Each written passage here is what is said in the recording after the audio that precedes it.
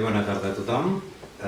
D'entrada, agrair-vos a tots els presents la vostra assistència, encara que estiguem una mica entre família, i agrair sobretot també a la llibreria Persir que ens hagi cedit aquest espai per poder-nos trobar tots plegats.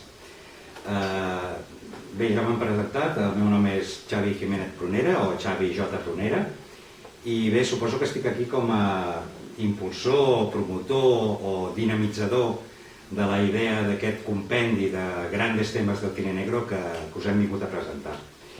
I m'agradaria insistir en això de que em considero, a banda d'un dels coautors, simplement el promotor de la idea d'aquest llibre, perquè estem davant d'una obra coral, davant d'una obra col·lectiva, davant d'una obra en la que hem participat un total de 25 autors, i per tant, sense la saviesa, sense el talent, sense el bon criteri i sobretot sense la motxilla cinèfila de tots aquests autors, aquesta obra no hagués estat possible.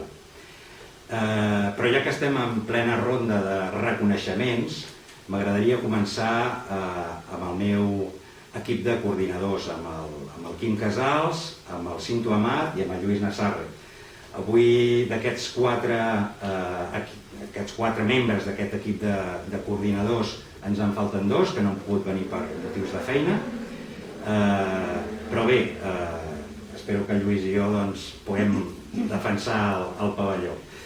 La veritat és que penso honestament que tots quatre hem format un equip de treball extraordinari, que ens hem compenetrat molt bé tant a l'hora de triar o seleccionar els temes del llibre que volíem tractar, com a l'hora de també decidir com els volíem enfocar, com els volíem plantejar, i també a l'hora d'anar resolent tots aquells dubtes i petits problemes que se'ns han anat presentant. A banda d'això, també m'agradaria reivindicar la gran tasca d'aquest equip de coordinadors, del Quim, del Cinto i del Lluís, com a autors. O sigui, a banda de la seva tasca de coordinadors, la seva tasca d'autors. Jo us recomano que quan tingueu el llibre entre mans us agafeu, per exemple, el capítol que el Quim li dedica al tema de la fatalitat, o el capítol que el Cinto li dedica al tema de la figura de la femme fatal, o bé el capítol que el Lluís li dedica al tema de robatoris i atracaments, o el tema del detectiu privat. Són temes realment extraordinaris i bé, m'agradaria donar-los les gràcies a ells per aquesta tasca com a escriptors, perquè ho han fet molt bé. Arribats a aquest punt, m'agradaria fer un petit incís per dedicar-li a tall d'homenatge unes paraules al Fernando Marías, el nostre autor estrella. No tan sols perquè encara estem una mica trasbalsats i tocats emocionalment per la seva sobtada mort, ara fa ni tan sols 15 dies, sinó perquè realment el Fernando Marías va ser una figura clau en el desenvolupament d'aquests grandes temes del cine negro i sobretot dels grandes temes del western, que és el primer volum que vam fer en aquesta sèrie o saga de grandes temes del cinema que hem fet o que estem fent amb Editorial Dolmen. Jo el Fernando Marías el vaig conèixer dintre de l'àmbit d'un grup de western de Facebook, un grup que es diu The Wild Bunch Western, i suposo que devia ser amb alguna conversa relacionada amb el Sam Peckinpah o amb Grupo Salvaje, que era el seu western preferit. I bé, quan li vaig proposar que participés amb nosaltres, la veritat és que pensava que rebutjaria l'oferta, que ens diria que no. Al cap i a la fi nosaltres érem quatre desconeguts i ell era un autor, un escriptor ja consagrat. Sorprenentment el Fernando ens va dir que sí, va acceptar, i no solament va acceptar, sinó que es va implicar en el projecte des del primer moment al 100%, ens va ajudar, ens va aconsellar, ens va animar fins i tot quan les coses no anaven prou bé, i fins i tot va convèncer 3 amics seus, escriptors com ell, el Juan Laborde Barceló, el Jesús Lenz i el Javier Márquez Sánchez, perquè participessin en el projecte. I a banda d'això ens va regalar 2 capítols extraordinaris. Un corresponent a Grandes temes del western i l'altre corresponent en aquest volum de Grandes temes del cine negro. Jo us recomano que a banda dels capítols que ja us he recomanat, del Quim, del Lluís i del Cinto, perquè si no ens fem propaganda entre nosaltres doncs ningú ens la farà, que us llegiu també el capítol del Fernando d'aquest llibre, que ell dedica al tema de la solitud. És un capítol molt peculiar, molt seu, realment és com una mena de relat, com una mena de conte, en el que el Fernando es val del protagonista de La Ley de l'Hampa, la pel·lícula que va dirigir l'any 1927 el Joseph von Sternberg, una pel·lícula que ell sempre reivindicava, perquè ell deia que en el cinema de gàngsters sempre es parlava de Scarface, de El enemigo público, de Hampa Dorada, i en canvi no es parlava prou de La Ley de l'Hampa. I en canvi La Ley de l'Hampa és la pionera, diguéssim, d'aquest cinema de gàngsters, previ inclús als anys 30, i bé, el que fa el Fernando amb aquest capítol és agafar aquest protagonista i a partir d'aquest protagonista fa un recorregut per tots els seus films noirs de capçalera, començant per la pròpia La Ley de l'Hampa, seguint per La Jungla de Asfalto, seguint per Forajidos, per Los Sobornados, per Chinatown, per Bonnie and Clyde, una mica per aquests films, per aquests noirs que eren per ell els seus films de referència, de capçalera. Perquè una de les coses que tenia el Fernando és una capacitat innata per transmetre la passió de les pel·lícules que a ell li agradaven. I això ho aconsegueix amb aquest capítol. Per tant, us el recomano perquè a més és molt fàcil de llegir i molt interessant. Hem parlat, o estem parlant del Fernando, dels seus amics o els seus col·legues, que són, diguéssim, escriptors una mica més reconeguts. Aquí també podríem ficar dintre d'aquest grup a l'Adrián Esvilla, que és un gran cinèfil i una persona, un autor que ha escrit molts llibres de cinema, però la veritat és que la major part d'autors d'aquest llibre, de Grandes temes del cine negro i també de Grandes temes del western, som gent anònima, gent desconeguda a nivell literari o editorial. Sí que és veritat que tots tenim alguna cosa publicada, però evidentment no tenim ni el nom ni molt menys el prestigi d'aquests autors. La major part de nosaltres som mestres de secundària, psicòlegs, periodistes, economistes, historiadors de l'art, és a dir, gent d'àmbits molt diversos, però tots amb un denominador en comú, molt important, que és la nostra cinefília. Jo diria que la nostra cinefília recalcitrant. I és precisament aquesta mirada polièdrica, aquest eclecticisme que hi ha en el llibre, aquesta diversitat d'estils i de plantejaments, el que crec que el fa molt atractiu, molt interessant. I bé, ja que parlem de tot aquest grup de gent que no som experts ni som escriptors, però que sí que som grans cinèfils, m'agradaria posar nom i cognom a totes aquestes persones perquè crec que és just i necessari, com a mínim, esmentar-les. I com que no me'n vull deixar cap d'ells, porto la meva xuleta i us llegiré els noms. Estem parlant de l'Andrés Aranda, del Chantal Ivan, del Toni Codina, del Jordi Juan Martí, de l'Héctor López, del Manuel López Poi, del Miquel Mallafré, del Dani Morell, que el tenim per aquí, i del Frederic Soldevila. Aquest, diguéssim, que seria el que jo diria el nucli dur d'autors que han participat en els Grandes temes del western i han tornat a participar en aquests Grandes temes del cine negro.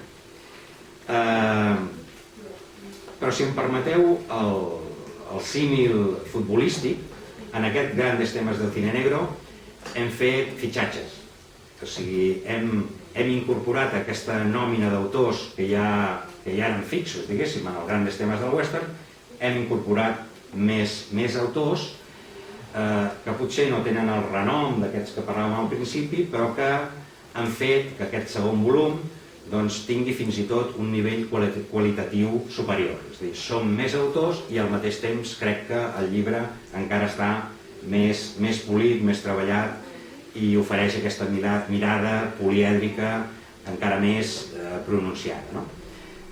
Dintre d'aquests autors torno a recórrer la xuleta i us llegeixo els noms d'ells perquè no en vull deixar cap. Serien el Marcos Bustillo, el Pere Campillo, el Rubén Collazos, el Javier J. Valencia, el Guillermo Villar i, a més, dos autors que en aquest cas sí que són dos grans experts en la matèria, que són l'Àlex Martín i el Jordi Canal, que per mi són dos dels autors que en saben més, sobretot en novel·la negra en aquest país. Canviant de tema, ara també m'agradaria parlar d'un petit embolic o confusió que acostuma a haver-hi, fins i tot ara quan ens presentaven i deien, aquest llibre de què va? D'èpoques, de pel·lícules, com està enfocat? Grandes temes del cine negro, grandes temes del western, crec que el títol ja més o menys ho diu. Nosaltres parlem de temes.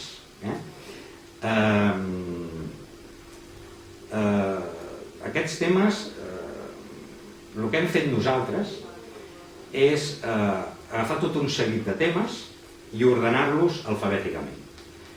O sigui, la primera idea, quan vam fer el Grandes Temes del Western, era titular-lo Diccionario Temático del Western. O sigui, agafar tota una sèrie de temes i capítol rere capítol anar-los desenvolupant. I llavors nosaltres toquem tota mena de temes. Anem a concretar una miqueta. Toquem, per exemple, temes que fan referència a la condició humana, a la naturalesa humana. Són temes de caire universal, no són temes només del cinema, ni del cinema negre, ni del western, són temes de la cultura, de l'art, de la humanitat, però que, evidentment, nosaltres els enfoquem en el que és el cinema negre. Temes com poden ser la violència, la corrupció, la fatalitat. Després també toquem temes ja més especialitzats, temes que tenen a veure amb els personatges essencials del cinema negre, la figura de la femme fatal, la figura del detectiu privat, que és un tema que desenvolupa i escriu molt bé el Lluís, la figura del gàngster o del mafiós, la figura del loser, del perdedor, i evidentment també toquem temes que tenen a veure amb el context històric que va veure néixer i créixer aquest gènere als Estats Units. Temes com poden ser la Gran Depressió, la llei seca, la Guerra Freda, aquell període, diguéssim, de la història dels Estats Units en el que hi ha un cert desencís o desencant de la població respecte a l'American Way of Life. És a dir, tots aquests temes nosaltres els hem ordenat alfabèticament i els hem desenvolupat. Però què passa? Doncs que nosaltres vam decidir en el seu moment que titular cadascun d'aquests temes amb la seva paraula clau, és a dir, el tema de la Gran Depressió, el tema de la fatalitat, el tema de la femme fatal, el tema de la violència. Titular-lo amb aquesta paraula clau quedava com una mica sec, una mica insípid. I vam pensar que seria bona idea d'utilitzar com a títol un títol de pel·lícula, ja fos de cinema negre o fos de qualsevol gènere. Trobàvem que d'aquesta manera el títol del tema agafava un aire més literari o fins i tot més romàntic. I llavors és el que hem fet. Si us puc posar algun exemple. El primer capítol del llibre, per ordre alfabètic, parla del tema de l'alcohol. I en lloc de posar-li títol alcohol, doncs el seu autor, que és el Javier Márquez Sánchez, decideix posar-li com a títol Día sin huella, que és una pel·lícula del Billy Wilder que, evidentment, tracta del tema de l'alcohol, de l'alcoholisme, però no és un film noir, no és una pel·lícula de cinema negre. Per tant, és un melodrama, no té res a veure. Però sí que Día sin huella ens remet automàticament el problema de l'alcohol, no? Llavors, evidentment, el que fa Javier Márquez Sánchez en el seu tema de l'alcohol és parlar de moltes altres pel·lícules que sí que són noirs i que sí que parlen del tema de l'alcohol. Per tant, aquest títol és purament simbòlic. Si ens agafem un altre exemple, ens podem anar, per exemple, al capítol dels Bajos Fondos, que du per títol Bajos Fondos. Aquí què passa? Doncs que el títol del tema que es tracta i el títol que l'autor li ha donat coincideixen, perquè hi ha una pel·lícula del Sam Fuller que es diu Bajos Fondos i per tant en aquest cas doncs tant el títol del tema com el títol escollit per l'autor coincideixen. Evidentment el que fa el Frederic, em sembla que és un tema que desenvolupa el Frederic, que és Soldevila, doncs parla de Bajos Fondos, però no només de Bajos Fondos, sinó de totes aquelles pel·lícules de cinema negre que ell considera, en les quals els Bajos Fondos tenen un paper predominant. I ja per últim, doncs, puc posar un altre exemple, que és un dels temes que he desenvolupat jo, que és el tema de la violència, és l'últim tema del llibre, per ordre alfabètic la B baixa està al final, és l'últim tema, i jo he decidit posar-li com a títol Matar a un ruixenyor. Evidentment, aquí estem una mica com al principi, no és un noir, Matar a un ruixenyor, per tant jo en aquest capítol no parlo de matar a un ruixenyor en cap moment, sinó simplement al final, perquè d'una manera una mica anecdòtica explico que al final, després de parlar de tantes pel·lícules violentes, etc., vinc a dir que, en realitat, com deia el protagonista de Matar a un ruixenyor, que no hi ha acte de violència més horrible i més indefensable que matar a un ruixenyor. I una mica aquest és el sentit de per què he posat aquest títol al llibre. Ho dic per això, perquè és que ens ha passat moltes vegades que la gent agafa el llibre, ostres, aquest capítol només parla d'aquesta pel·lícula. No, és un títol purament simbòlic. És un joc cinèfil. Exacte, és un joc cinèfil que vam decidir per no posar un títol, diguéssim, com massa canònic, massa tipus diccionari. Simplement això. I bé, aquí, com que ens ha fallat l'amic Quim, que és el més intel·lectual del grup, és una pena perquè ell explica molt bé també la relació que hi ha entre aquests dos llibres, entre el Grandes Temas del Cine Negro i el llibre que vam fer abans amb Dolmen, que és aquest Grandes Temas del Western. Ell ens explica una miqueta la relació, em toca explicar-ho a mi, que no ho sabré fer tan bé com ell, però ho intentaré. Nosaltres creiem que el western i el cinema negre en realitat tenen molta relació. Són dos gèneres molt diferents i al mateix temps complementaris fins i tot. Són com les dues cares d'una mateixa moneda. Mentre que en el primer llibre, en aquest Grandes Temas del Western, una mica el sentit general és parlar d'aquells grans espais oberts, d'aquella construcció nacional dels Estats Units, en una època determinada, amb tota una sèrie de conflictes, la guerra de secessió, el conflicte amb els natius, tot el que és, diguéssim, les campanyes i les caravanes dels colons de l'est a l'oest, la construcció del ferrocarril.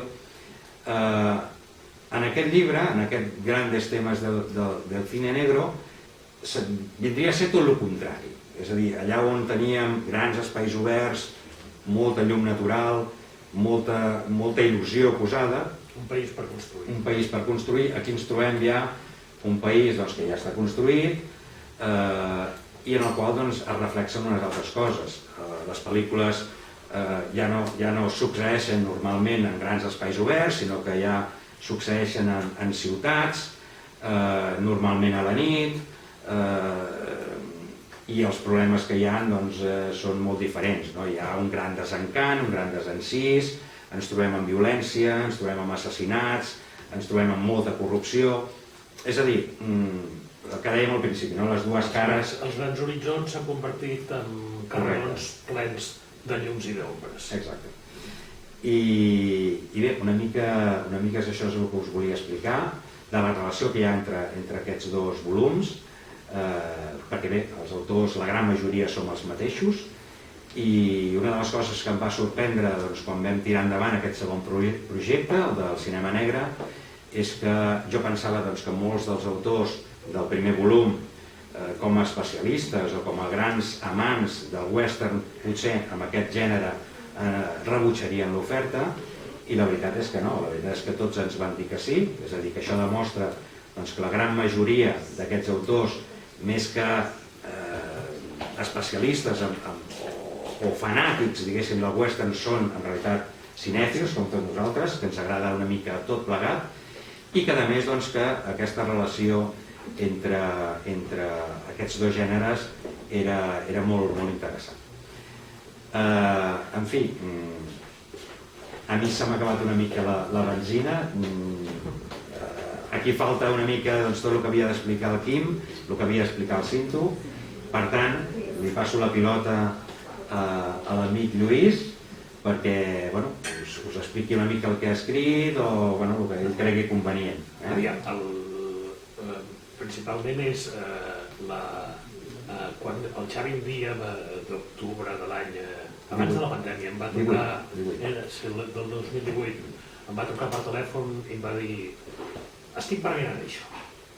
I jo li vaig dir: m'apunto, perquè realment, vull dir, totes les nostres converses, entre moltes altres, anaven sobre cinema i hi havia tot el factor de la passió cinematogràfica, no? Vull dir, allò que realment, potser, per sort o per desgràcia, normalment no coincideixes dintre del teu nucli més allegat amb la gent que tingui la mateixa passió de cinema que puguis arribar a tenir. Aleshores, jo quan vaig conèixer en Xavi, amb en Quim i amb el Cinto, doncs vaig descobrir que anàvem amb la mateixa marxa, amb el cotxe, amb la velocitat que portàvem, tots quatre portàvem la mateixa velocitat.